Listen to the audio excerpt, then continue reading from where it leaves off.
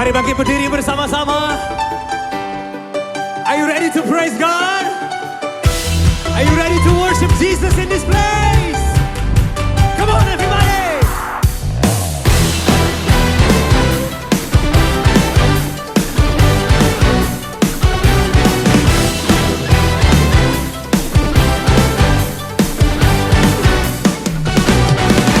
Tuhan, Engkau hadir, kuasanya mengalir melawat setiap hati.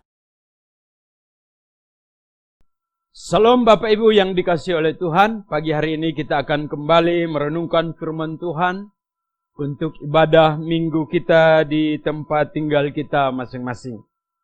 Dari ruang ibadah GKRI Tesalonika Bandung, saya mengajak kita untuk membaca firman Tuhan dari Injil Matius pasal yang ke-9 ayat 35 sampai 38. Demikianlah Yesus berkeliling ke semua kota dan desa. Ia mengajar dalam rumah-rumah ibadat dan memberitakan Injil kerajaan sorga, serta melenyapkan segala penyakit dan kelemahan. Melihat orang banyak itu, tergeraklah hati Yesus oleh belas kasihan kepada mereka, karena mereka lelah dan terlantar seperti domba yang tidak bergembala. Maka katanya kepada murid-muridnya, tuaian memang banyak tetapi pekerja sedikit. Karena itu mintalah kepada Tuhan yang empunya tuaian, supaya ia mengirimkan pekerja-pekerja untuk tuaian itu. Bapak Ibu Saudara yang dikasihi oleh Tuhan, jemaat yang juga saya kasihi. Kalau kita memperhatikan ayat yang ke-36 dari pembacaan kita ini, Tuhan Yesus berkata bahwa tergeraklah hatinya oleh belas kasihan kepada orang-orang sakit yang dibawa kepadanya. Dan kemudian ia berkata, mereka lelah dan terlantar seperti domba yang tidak bergembala. Bapak Ibu Saudara yang kekasih dalam Tuhan, saya mencoba untuk membayangkan situasi yang sementara terjadi atas dunia ini, termasuk atas Indonesia, dan kita masyarakat Indonesia pun mengalaminya, yaitu virus corona yang terus menjalar, menjangkit, dan memberikan dampak yang negatif bagi umat manusia termasuk kita. Dan saya berpikir bahwa waktu yang lama telah membuat banyak orang mengalami lelah. Telah membuat banyak orang capek, penat, jenuh, kehilangan daya juang, kehilangan cipta. Banyak orang sementara ini berpasrah diri dan sudah tidak tahu mau berbuat apa karena serangan coronavirus yang berkepanjangan. Bahkan dampak yang berikut saya perhatikan bahwa banyak orang yang merasa tidak terperhatikan. Kenapa? Karena dirumahkan oleh perusahaan. Kenapa? Karena susahnya mencari sandang dan pangan. Kenapa? Karena susahnya mendapat uang untuk keperluan sehari-hari. Banyak orang merasa tidak terperhatikan, terlantar, sepertinya diabaikan, sepertinya tidak dipedulikan. Nah, Bapak Ibu Saudara yang kekasih dalam Tuhan, itulah jembatan yang saya coba hubungkan antara zaman Yesus dahulu dengan zaman sekarang ini. Lelah dan terlantar. Bapak Ibu yang dikasihi oleh Tuhan, apa yang menyebabkan lelah dan terlantar sebagaimana yang Yesus lihat pada masyarakat waktu itu? Kalau kita perhatikan, mulai dari pasal yang ke-9, ayat yang ke-18, dikatakan di sini, sementara Yesus berbicara demikian kepada mereka, datanglah seorang kepala rumah ibadat lalu menyembah Dia dan berkata, Anakku perempuan baru saja meninggal, tetapi datanglah dan letakkanlah tanganmu atasnya, maka ia akan hidup. Saya lihat di sini ada persoalan, yaitu kematian. Tentunya kepala rumah ibadat ini mengalami satu dilema di mana anaknya sakit dan berujung pada kematian. Dan ini membuatnya juga lelah, mengalami sakit anak perempuannya hingga mati. Sebagai orang tua, tentunya lelah melihat ini. Dan juga merasa siapa yang harus memperhatikan. Orang yang bertanggung jawab untuk memperhatikan tidak lagi memperhatikan. Bisa jadi seperti itu. Sakit berkepanjangan hingga kematian. Nah, Bapak Ibu Saudara yang kekasih, bukankah itu ada di sekitar kita hari-hari ini? Kematian di begitu banyak rumah sakit, begitu banyak lingkungan, karena salah satu penyebabnya adalah coronavirus. Dan orang mulai lelah dengan persoalan ini. Bahkan dalam pembacaan ini yang kedua kita lihat, ada kisah yang lain yang membuat orang lelah, yaitu seorang perempuan yang mengalami sakit pendarahan 12 tahun lamanya. Bapak, Ibu, Saudara yang kekasih dalam Tuhan, 12 tahun sakit pendarahan. Setiap hari dia mengalami itu, tentunya HB-nya habis, tentunya tenaganya berkurang, tentunya dia penat, tentunya dia capek dengan penyakit itu, tentunya dia bingung, tentunya jiwa dia pun terganggu karena lamanya penderitaan yang dialami. Setiap hari harus berurusan dengan darah yang keluar dari tubuhnya. Dan itu sungguh melelahkan. Dia membutuhkan jalan keluar. Kemudian kita perhatikan lagi. Setelah Tuhan membangkitkan anak kepala rumah ibadah.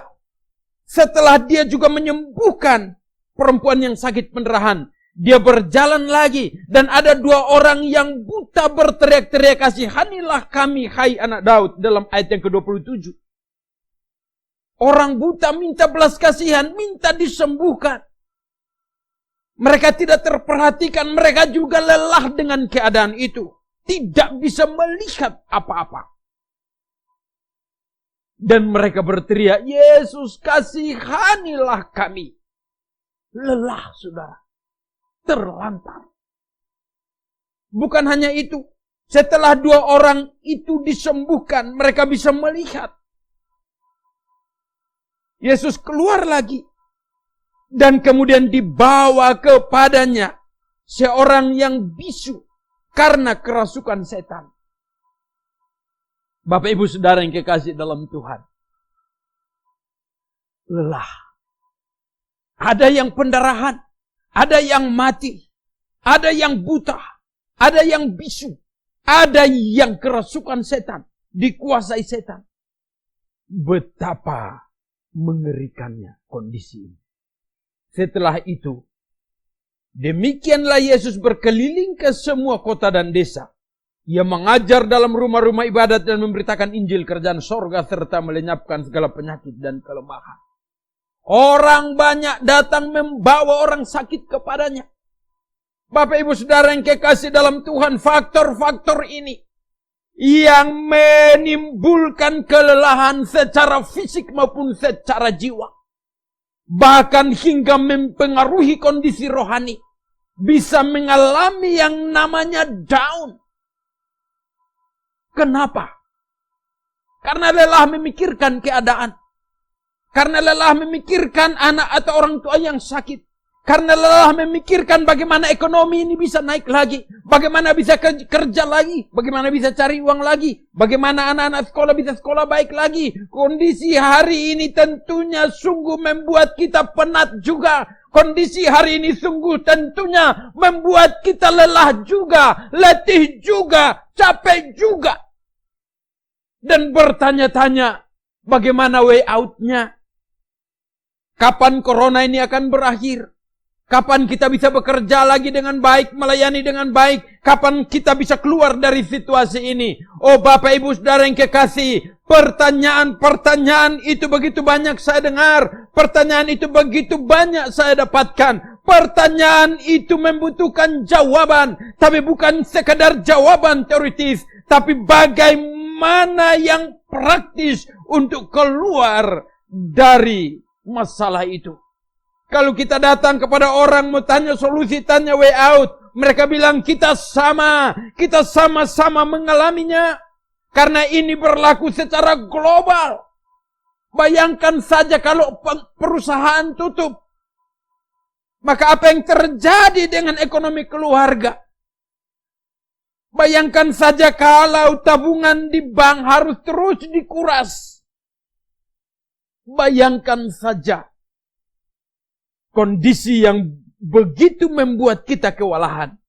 Tapi Bapak Ibu Saudara yang kekasih dalam Tuhan, selaku hamba Tuhan, selaku anak-anak Tuhan, saya mau katakan hari ini, bagaimana kita bisa menyelesaikannya.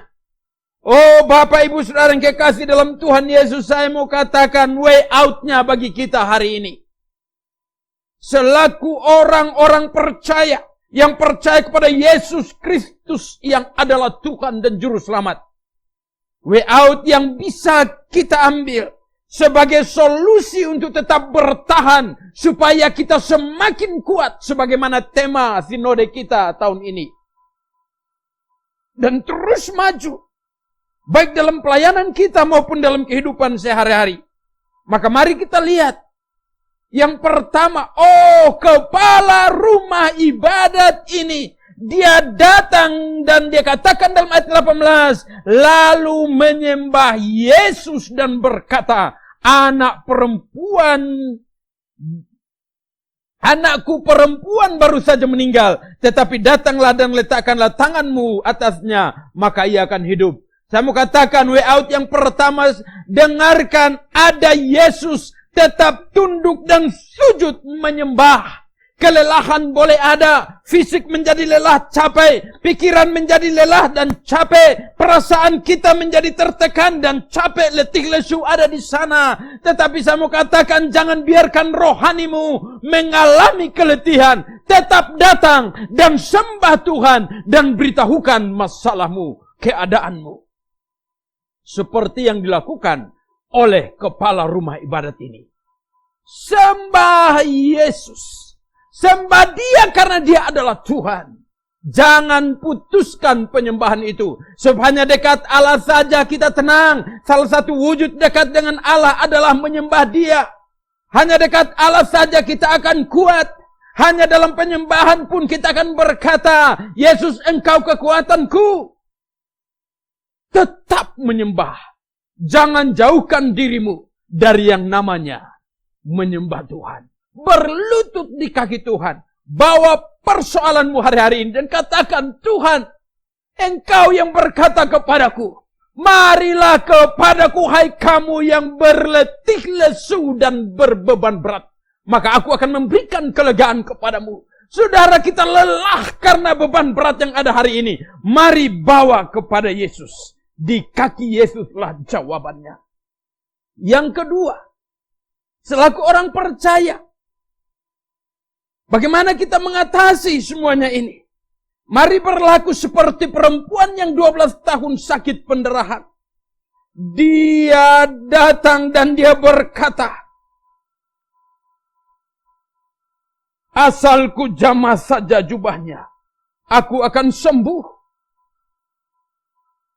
Dan Tuhan Yesus melihat iman perempuan itu. Dan Tuhan Yesus berkata, imanmu telah menyelamatkan engkau. Teguhkanlah hatimu. Oh Bapak Ibu Saudara yang kekasih, jangan cepat patah semangat. Teguhkan hatimu. Kokohkan hatimu. Tetap pancangkan patokmu. Jangan beranjak. Teguhkan hati. Jangan mau labil. Tapi tetap stabil. Tetap dan berdiri dan berkata, ada Yesus. Aku percaya kepada Yesus. Aku punya iman kepada Yesus. Aku berpegang kepada firman Tuhan. Aku percaya kepada Tuhan Yesus. Seperti yang dilakukan oleh perempuan yang 12 tahun sakit pendarahan. Dan dia mengalami kesembuhan. Teguhkanlah hatimu. Tetaplah percaya. Karena iman percaya itulah yang akan menyelamatkan kita. Saya nggak tahu sampai kapan kita akan mengalami ini. Tapi yang saya tahu ada Yesus. Ada Tuhan yang berdiri dan kita harus datang. Datang dengan iman dan percaya. Bersujud menyembah. Percaya kepada Dia. Bahwa Dia akan menyelamatkan kita. Iman kita akan menyelamatkan kita. Dari semua konsekuensi. Semua akibat. Yang sementara kita jalani hari-hari ini. Aktifkan imanmu. Sebab orang benar akan hidup oleh percayanya. Haleluya. Yang ketiga, solusinya bagi kita adalah lihat kedua orang buta ini. Mereka tahu Yesus sementara ada dalam perjalanan itu. Mereka mengikutinya dan sambil berseru-seru dan berkata, "Kasihanilah kami, hai anak Daud." Oh, saya mau katakan Bapak Ibu Saudara yang kekasih, ada satu pribadi yang penuh dengan kasih. Karena begitu besar kasih Allah akan dunia ini, sehingga Ia telah mengaruniakan anaknya yang tunggal, supaya setiap orang yang percaya kepadanya tidak binasa, melainkan beroleh hidup yang kekal. Itulah Bapa kita di sorga, itulah Tuhan kita, penuh dengan kasih. Maka selalu berdiri dan mengikuti pribadi yang penuh dengan kasih, supaya kita mengalami kasih. Karena apa Bapak Ibu Saudara yang kekasih? Hari-hari ini, melihat kondisi yang terjadi hari-hari ini, semua orang egois, semua orang mementingkan dirinya sendiri. Semua orang berpikir, aku aja kurang makan, bagaimana aku memberikan engkau makan? Aku saja kurang uang, bagaimana aku memberi engkau uang? Tapi saya mau katakan kepada saudara, dengarkan. Ada satu pribadi yang bersama-sama denganmu. Ada satu pribadi yang tidak pernah meninggalkanmu. Yaitu Yesus Kristus Tuhan kita. Karena itu ikut Dia. Jangan jauh dari Dia. Ikuti Dia. Turuti Dia. Dan katakan, kasihanilah aku. Dia adalah Bapa kita. Dan Dia tahu apa yang kita perlukan. Karena itu, jangan tinggalkan Yesus dan mulai mengikuti yang lain. Menghadapi kondisi yang ada hari-hari ini. Yang sudah membuat banyak orang letih. Merasa tidak terperhatikan. Merasa dirinya terlantar dan tidak dipedulikan orang. Saya mau katakan, ikutlah Yesus. Tetap bersama Yesus karena Dia yang peduli kepadamu. Dia yang sayang kepadamu. Dia yang penuh dengan belas kasihan. Dan solusi terakhir bagi kita adalah doa peperangan. Matius pasal yang 9 ayat 32-33.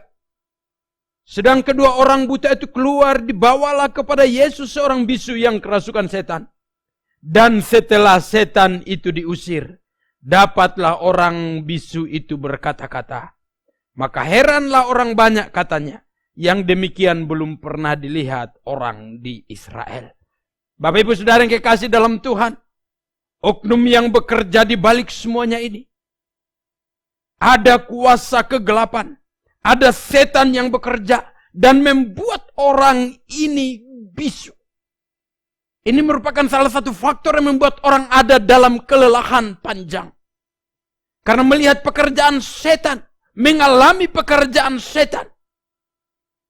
Dan bagi kita anak-anak Tuhan, saya mau katakan, teruslah ada dalam doa peperangan. Hancurkan pekerjaan kuasa kegelapan. Gagalkan rancangan-rancangannya. Apa yang ada di balik semua penderitaan.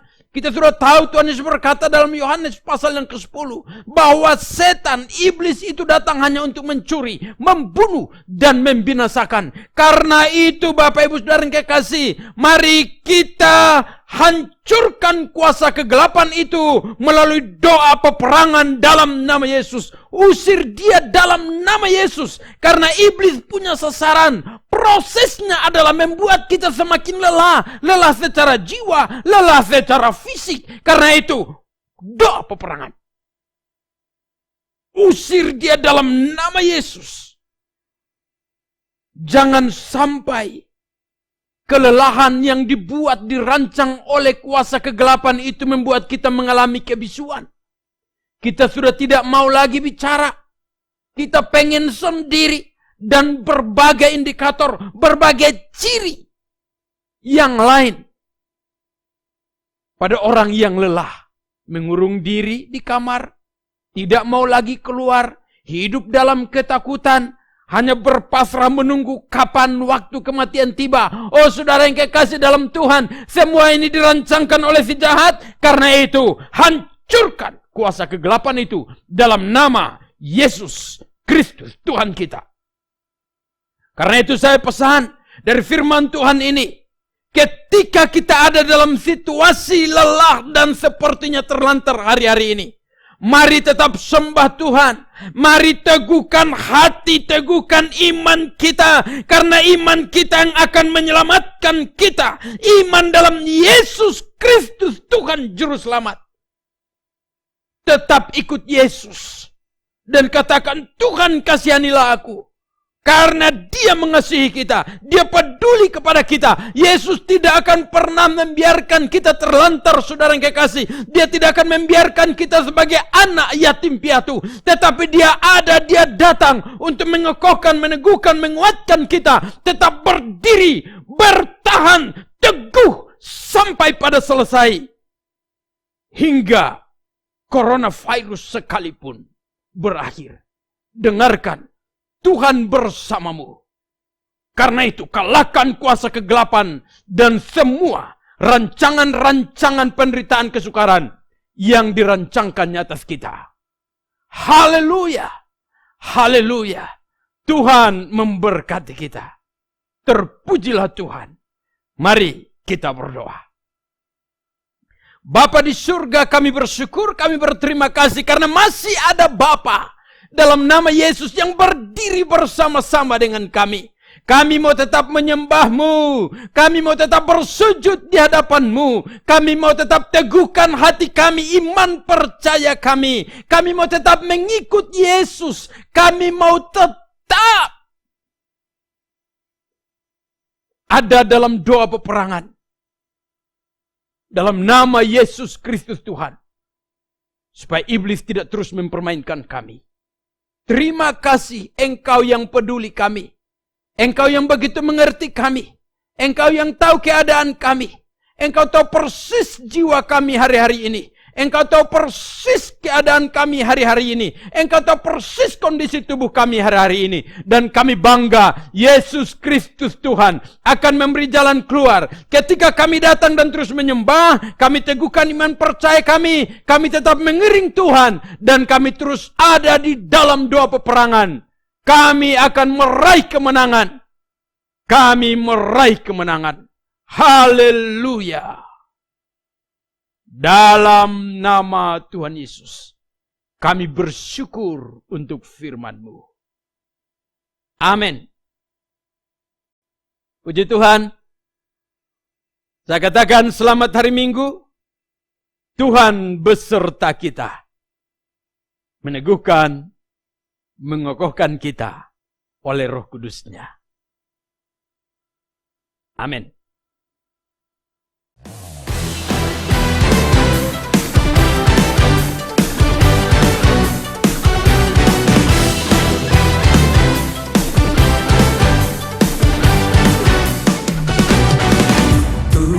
Engkau hadir, kuasanya mengalir, melawat setiap hati kami. Roh-Mu membebaskan, Roh-Mu membangkitkan,